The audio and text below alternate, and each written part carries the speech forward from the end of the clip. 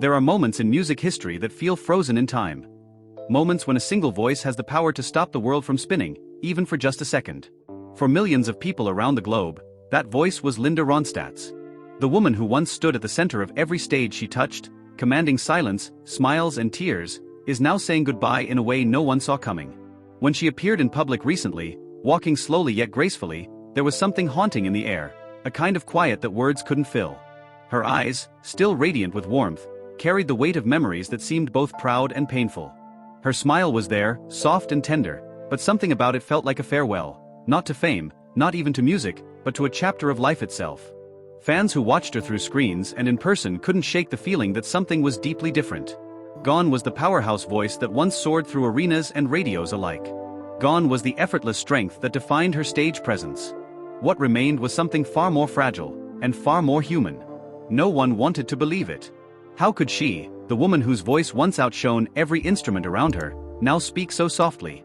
How could a sound so timeless fade into silence? The questions hung heavy in the hearts of those who grew up with her music. The truth, however, would prove more heartbreaking than anyone could have imagined. For now, all that can be said is this: Linda Ronstadt, the voice of a generation, is saying goodbye. But before the silence, there's one last story to tell. Long before the world knew her name, before the gold records and the roaring crowds, Linda Ronstadt was just a barefoot girl running through the dusty fields of Tucson, Arizona. Born on July 15, 1946, she was raised in a world where music wasn't just background noise. It was a language, a living part of her family's soul. Her father, Gilbert Ronstadt, was a successful businessman but also a passionate lover of music. He filled the house with the sounds of traditional Mexican songs and old cowboy ballads. Her mother, Ruth Mary, brought her own taste for the classics, opera and traditional American folk tunes. Together, they raised Linda and her siblings in a household where harmony was as natural as breathing. From an early age, Linda's voice stood out. Even as a child, neighbors recalled hearing her sing on the family ranch, her sound floating over the desert wind. She sang everything she heard: lullabies, church hymns, Mexican folk songs, anything that made her feel alive. The Ronstadt home was filled with instruments, and Linda often joined her siblings in impromptu performances. They sang around campfires and family gatherings, unaware that one of them was destined to change the sound of American music forever. But Linda's dreams extended far beyond the dusty roads of Tucson. As a teenager, she began to crave something more, something bigger. She wanted to take the warmth of her heritage, the soul of her desert upbringing, and bring it to the world. She once said, "I just wanted to sing everything, because I loved it all."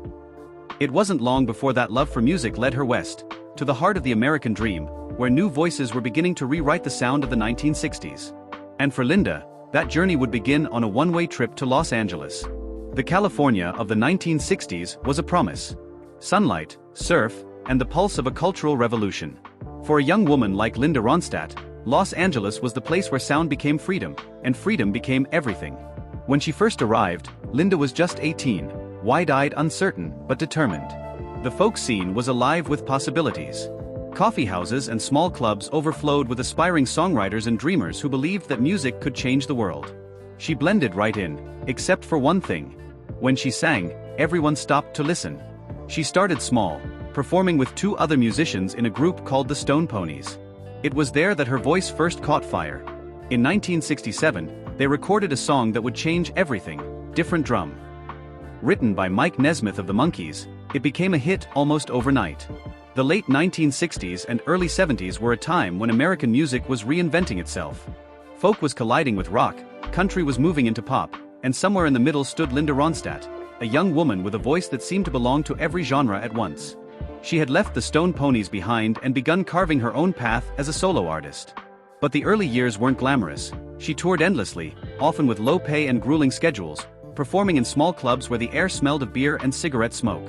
By the mid-1970s, Linda Ronstadt was no longer chasing dreams, she was living them. Her albums went platinum, her concerts sold out in minutes, and her name was splashed across every major magazine in America. Rolling Stone crowned her the Queen of Rock. Time magazine featured her on its cover. Everywhere she went, people whispered, "That's Linda Ronstadt."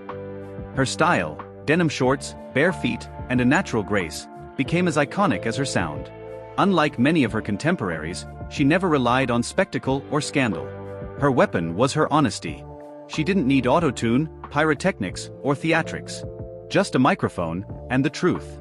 Her live shows were legendary. Backed by the best musicians in the business, Linda delivered performances that blended vulnerability and strength in perfect measure.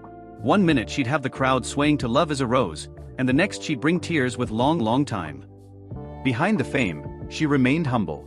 Friends remember her as shy, often unsure of the praise she received. "I was always nervous before performing," she once admitted. "I didn't feel like a star, I felt like someone just trying to do her best." Still, her best was better than anyone else's. From 1974 to 1980, she released one chart-topping album after another: Prisoner in Disguise, Hasten Down the Wind, Simple Dreams, and Living in the USA. Each one showcased her chameleon-like ability to reinvent herself. And as the 1980s approached, Linda would prove that she wasn't just the queen of rock. She was an artist without borders. Behind the fame and flashing lights, Linda Ronstadt's personal life was marked by quiet depth, fierce independence, and a longing for meaning that went beyond music. She never married, and though the tabloids constantly speculated about her relationships, Linda always kept her private life guarded. She had high-profile romances, with California Governor Jerry Brown and filmmaker George Lucas, but for Linda, love was never about the headlines. It was about connection, honesty, and respect.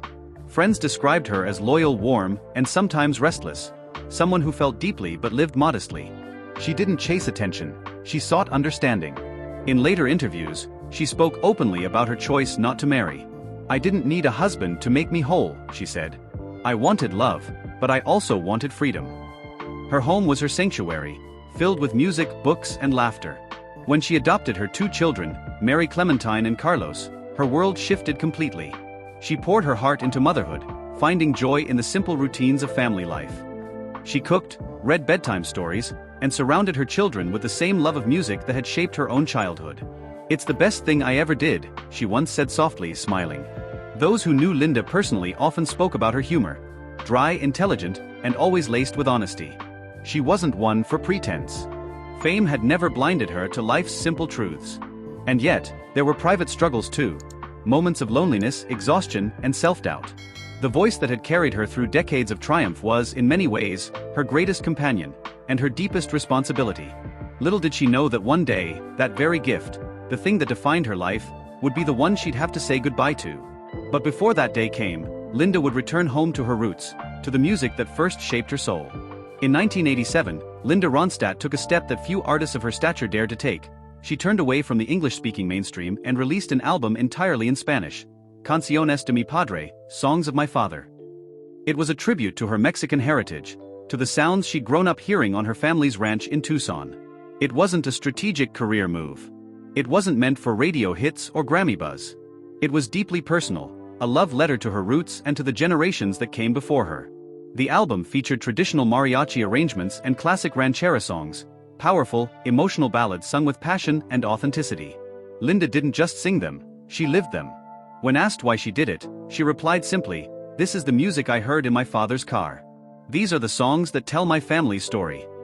Critics doubted whether the American public would embrace it, but they were wrong. The album became the best-selling non-English language album in American history, earning her a Grammy and proving that great music transcends boundaries. Linda's courage to celebrate her culture inspired countless artists. She opened doors for Mexican-American musicians, showing that heritage was not something to hide, it was something to be proud of. Her performances of these songs were breathtaking. Dressed in traditional Mexican gowns, surrounded by full mariachi bands, Linda sang with a conviction that came from her soul. Audiences didn't just hear the words, they felt them. It was more than music. It was identity. It was home. In that moment, Linda Ronstadt didn't just cross genres, she crossed generations, languages, and borders. She reminded the world that the heart speaks louder than any label, and that true artistry means honoring every part of who you are. As Linda Ronstadt's career reached its peak, she began to look not for more fame but for connection, for harmony. She believed music was meant to be shared, to blend souls and stories until something larger than any one person emerged. And that belief led her to some of the most extraordinary collaborations in music history. In 1977, Linda joined forces with two of the most distinct female voices of their time, Dolly Parton and Emmylou Harris. Together they formed a sisterhood that would change the course of country and folk music forever. When they first sang together in a small studio, the sound that came out was pure magic. Three voices, different in tone but united in spirit, wove together as if they had been destined to find each other. Their first trio album, released in 1987, was more than a hit, it was a phenomenon. The harmonies were perfect, effortless, yet deeply emotional. Songs like To Know Him Is to Love Him and Telling Me Lies didn't just entertain, they comforted, healed, and reminded the world of the beauty of unity. Behind the microphones, the bond between the three women grew even stronger. They laughed until their sides hurt, stayed up late telling stories, and reminded each other why they loved music in the first place. Emmylou once said, "Linda was the glue, she had the kind of heart that made everyone feel safe." But the collaborations didn't stop there. Linda worked with Aaron Neville on the unforgettable duet Don't Know Much, which became one of the defining love songs of the late 1980s. Their voices, his silky and tender, hers clear and luminous, blended into something timeless. She also recorded with James Taylor, Bette Midler, and countless others, crossing genres with ease and respect. For Linda, it was never about who she sang with, it was about what they created together. Music was her language of friendship, and those collaborations became her family. In a world that often demanded competition, Linda offered harmony. Throughout her career, Linda Ronstadt remained fiercely independent. Not just as a woman in the male-dominated world of rock, but as an artist in an industry obsessed with formulas. She had no interest in chasing trends. She followed her heart, even when it meant confusing critics or defying expectations. After ruling the rock charts, she stunned everyone by stepping onto the Broadway stage in The Pirates of Penzance and later recording an album of traditional jazz standards, What's New? Many thought she was risking her career. Instead, she expanded it. She hired full orchestras, worked with legendary arranger Nelson Riddle, and proved that her voice could bring life to the great American songbook as powerfully as it did to rock and roll. Her albums What's New, 1983, Lush Life, 1984, and For Sentimental Reasons, 1986, were all massive successes. When asked why she shifted genres so often, Linda's answer was simple. "I just sing what I love. That's all I've ever done." She was a perfectionist in the studio, known for doing dozens of takes to get every note right.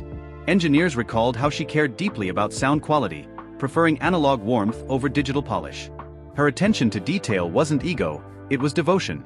At a time when many artists gave in to record label pressure, Linda refused. She rejected songs she didn't believe in and insisted on surrounding herself with musicians she trusted. Her honesty was both her armor and her art. Fans admired her for it. They saw in her something pure, a reminder that music was still about emotion, not marketing. She wasn't trying to be the best-selling artist. She was trying to be true. And that's why her voice never felt like a product, it felt like a promise. The late 1990s brought a strange and quiet change. For decades, Linda Ronstadt's voice had been untouchable, powerful, agile, and alive. But one day, she began to notice something small, almost unnoticeable at first, a tremor in her voice, a note that wouldn't hold, a breath that came too quickly. She blamed fatigue, perhaps the toll of years on the road. But as the months went on, the feeling grew. Certain songs became harder to sing. High notes that once soared effortlessly now cracked. Her body, it seemed, was no longer cooperating with the music that lived inside her. During live performances, fans began to sense something had changed. The voice was still beautiful, but it was softer, quieter, as if something inside her was beginning to fade. Critics mentioned that her once golden tone seemed strained. Linda, ever the professional, brushed it off and continued performing with grace. Yet behind the scenes, she was worried. She practiced daily, hoping to recover her control, but the struggle only deepened. Her hands sometimes shook, her breathing sometimes faltered. For a woman whose life had always been measured in melody, it was a quiet terror. Still, Linda kept it private. She told almost no one how much she was struggling. She took a step back from touring, focusing on recording and smaller projects, determined to keep her music alive even as her strength began to slip away. But the silence grew louder. Fans who had followed her for decades noticed her absence from award shows and concerts. Rumors spread, questions rose, and still Linda said very little. The woman who had sung with such force for so long was now retreating, not out of pride but out of pain. And then, one day, she stopped performing altogether. No farewell tour, no final concert, no grand goodbye. Just an absence, a silence that spoke louder than any song. For an artist like Linda Ronstadt, whose entire existence revolved around music, the decision to stop singing was not just professional, it was spiritual. It was as though the air had been taken from her lungs, the color drained from her world. "I can't sing anymore," she said simply in an interview. The words were soft, but the heartbreak behind them was immense. Fans were stunned. How could one of the greatest voices in American history suddenly fall silent? At first, many assumed it was exhaustion or retirement. After all, she had already given the world more than most artists could in a lifetime. But those closest to her knew something was wrong, something far deeper. Friends recalled that she would still hum around the house, only to stop mid-note. She once said with quiet sorrow, "I know exactly how the song should sound. I just can't make it come out." The confusion turned into heartbreak as more people realized this wasn't just a pause, it was an ending. For fans who had grown up with her voice, it felt like losing a piece of their own lives. Her songs had carried them through love and heartbreak, joy and sorrow. Now, the woman who gave them those emotions could no longer express them herself. But Linda never sought pity. She faced her silence with grace and honesty. She began focusing on her children, her memories, and the music she could still hear, even if she could no longer sing it. "I was lucky," she would later say. "I got to do it for a long time. I sang everything I wanted to sing." And yet, behind those words, one could still feel the ache of a soul built for songs suddenly trapped in silence. The world didn't know it yet, but the reason for her retreat would soon be revealed, and it would leave millions in tears. For years, Linda Ronstadt had lived with a quiet fear she couldn't quite name. It began subtly, small things most people would overlook. Her hands shook slightly when she buttoned her blouse. Her legs felt heavy when she climbed stairs. Sometimes, when she tried to sing softly, her voice would tremble, as though an invisible hand were holding her throat. She told herself it was age. Or maybe exhaustion. After all, she'd spent decades on the road, giving everything she had to the stage. But deep down, she knew something was wrong, something that rest alone could not fix. Doctors' visits followed, one after another. They ran tests, checked her nerves, scanned her brain, and offered cautious words like neurological, degenerative, uncertain. But no one could give her a clear answer. The not knowing was torture. Her friends noticed the changes too. When they hugged her, she felt smaller. When she spoke, her words were a little slower, her breath shorter. But Linda, proud and private, didn't want sympathy. She carried on, cooking for her children, reading, and listening to the music she loved. Maria Callas, Patsy Cline, and classical recordings that once inspired her. But at night, the silence grew heavy. The voice that had once filled arenas now trembled in the privacy of her home. Sometimes she would try to sing, hoping to find a note that still felt right. But each attempt ended in the same way, a whisper of what used to be. Her family watched helplessly as she struggled. Her daughter Mary once said, "It was like watching my mother lose her wings." As the symptoms worsened, Linda finally faced what she had been avoiding. Something was taking her voice, piece by piece. But what was it? The diagnosis, when it came, would be more devastating than she could ever imagine. In 2013, Linda Ronstadt finally received the answer she had been dreading. Doctors confirmed that she was suffering from Parkinson's disease, a progressive neurological disorder that affects movement, balance, and speech. It was a cruel twist of fate for a woman whose entire life had been built on control of her voice, her phrasing, her every breath. But later, as her condition evolved, specialists realized the truth was even harsher. It wasn't just Parkinson's. It was a rare and aggressive condition called progressive supranuclear palsy, PSP. A disorder that mimics Parkinson's but attacks more deeply, robbing the body of coordination and the voice of clarity. When Linda heard the words, she sat in silence. She didn't cry right away. She just stared, her mind spinning through decades of memories, concerts, laughter, applause, and then to the silence that had slowly taken their place. She said softly, "I knew something was wrong. I just didn't know it would be forever." For days, she couldn't bring herself to tell anyone. Not her friends, not her children. How do you tell the world that the one thing that defined you has been taken away? How do you say goodbye to your voice, the truest part of who you are? When she finally shared the news publicly, the world stopped. Fans around the globe wept. Messages poured in from fellow musicians, expressions of love, disbelief, and gratitude. Dolly Parton said, "Linda's voice was one of the greatest I've ever heard, pure and unfiltered. It breaks my heart that she can't sing anymore, but her spirit still sings through all of us." Linda faced it all with quiet strength. She refused to hide. "I've had a great life," she said in an interview. "I did everything I wanted to do. It's just, I can't sing anymore. That's all."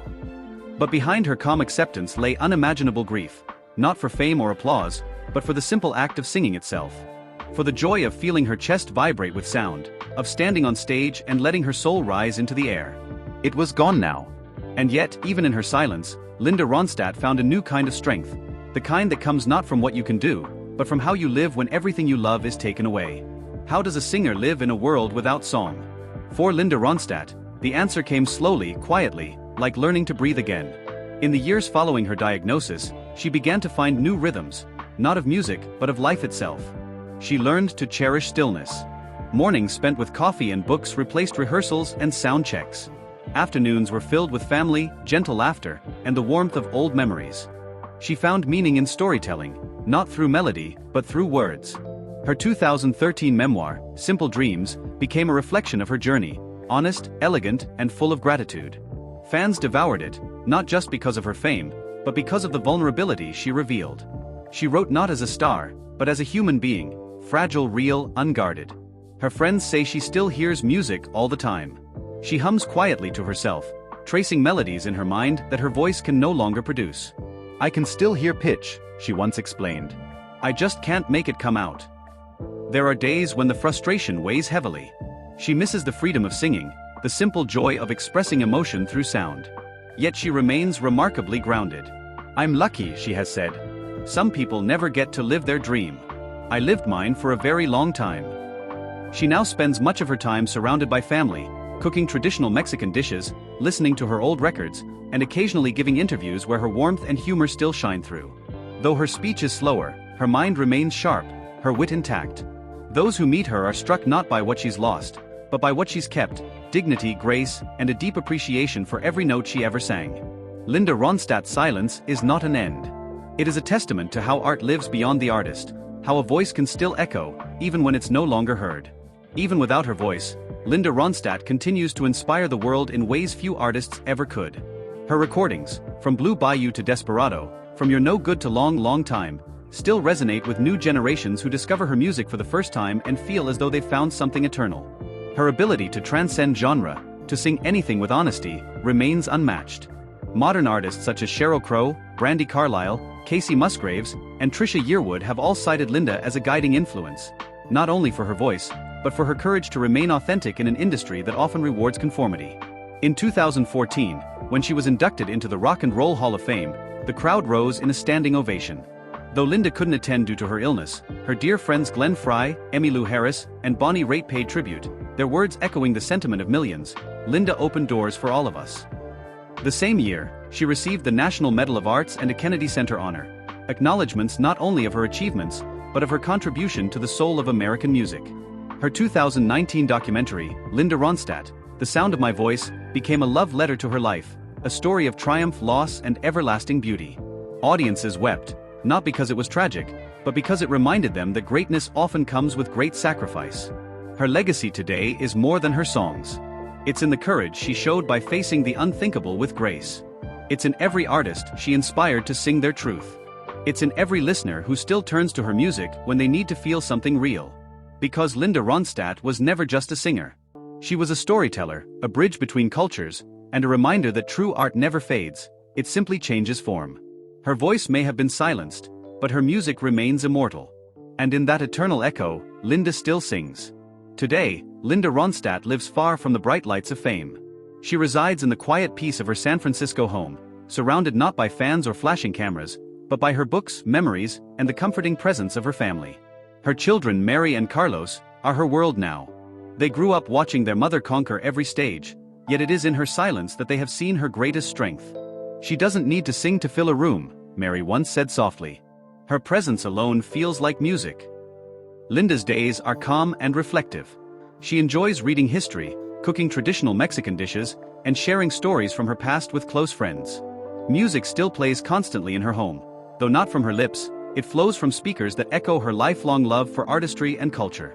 There's a serenity about her, a kind of peace that only comes after a life fully lived. She often reflects on her Catholic upbringing, her Mexican heritage, and the lessons of humility and gratitude that her parents instilled in her. "I was taught that music was a gift," she once said. "You don't own it, you just get to borrow it for a while." And now, as she faces the stillness that life has brought her, Linda accepts it with grace. She no longer fears what she cannot change.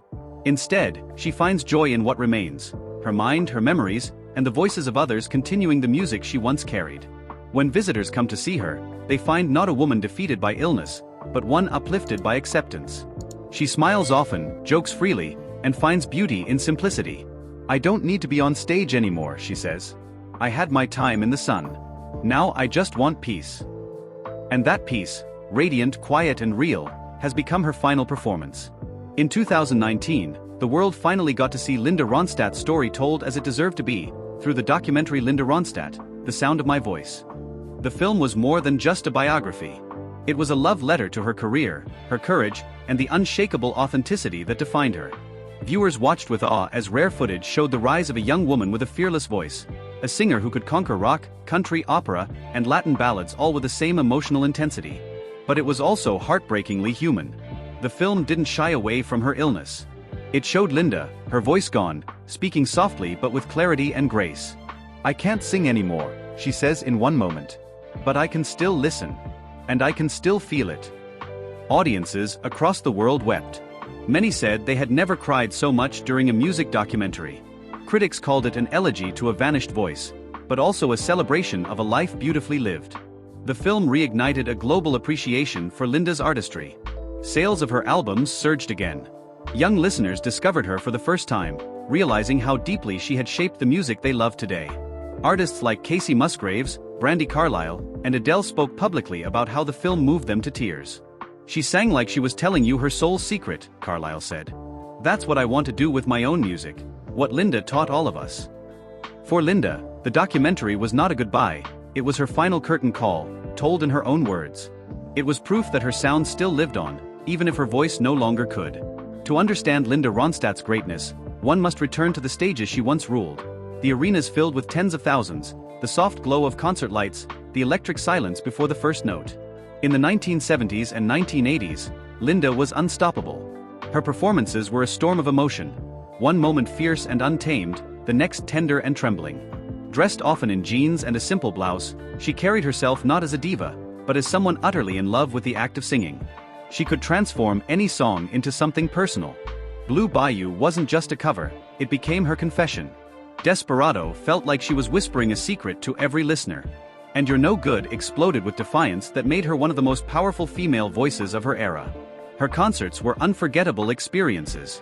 Fans would recall how her voice could fill an entire stadium and still feel like she was singing directly to you. The raw honesty of her delivery, no tricks, no filters, just truth, made her incomparable. One fan once said after a 1978 concert, when she sang, it was like the world stopped breathing for 3 minutes. And she didn't just sing. She connected, with her band, her audience, and her own heart. That's what made Linda special. Even now, decades later, those moments live on in recordings, in memories, in the trembling voices of those who try to describe what it felt like to hear her live.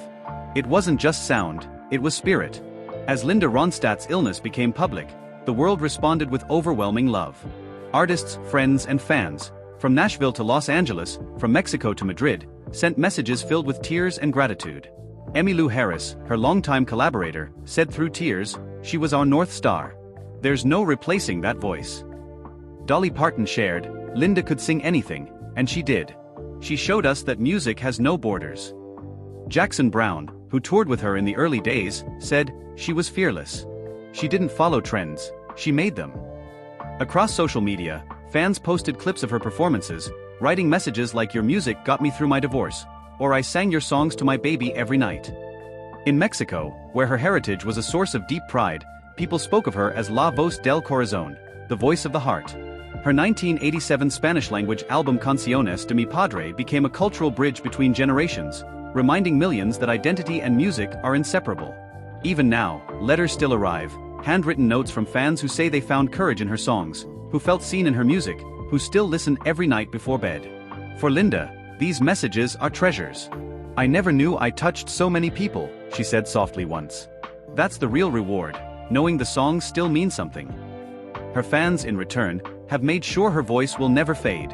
Today, Linda Ronstadt speaks slowly but clearly, her voice fragile yet full of warmth.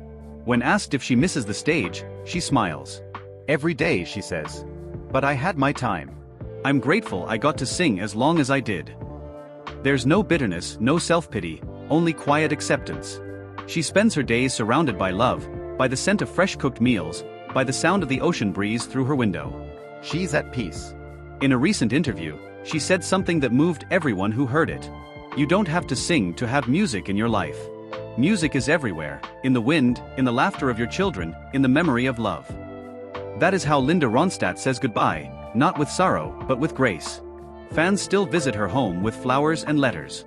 Neighbors still hear her humming quietly to herself on the porch. Though her voice no longer carries beyond her walls, the world continues to echo with her sound. And maybe that's the most beautiful ending of all, not silence but resonance. Linda Ronstadt may no longer sing, but she remains eternal in the songs that once carried her soul. She taught the world that the human voice is not just an instrument, it's the purest form of truth. When people play her records now, they don't just hear music. They hear a woman who lived without fear, who sang without boundaries, and who faced the hardest goodbye with dignity. And so, as her voice fades into memory, her legacy grows louder than ever. Because Linda Ronstadt, even in silence, still sings. If this story of Linda Ronstadt touched your heart, if her courage, her music, and her unbreakable spirit moved you to tears, please take a moment to like, subscribe, and share this video so her voice continues to reach the world. Linda may no longer stand beneath the spotlight, but through her songs, Blue Bayou, Desperado, long time, her soul still sings to all of us.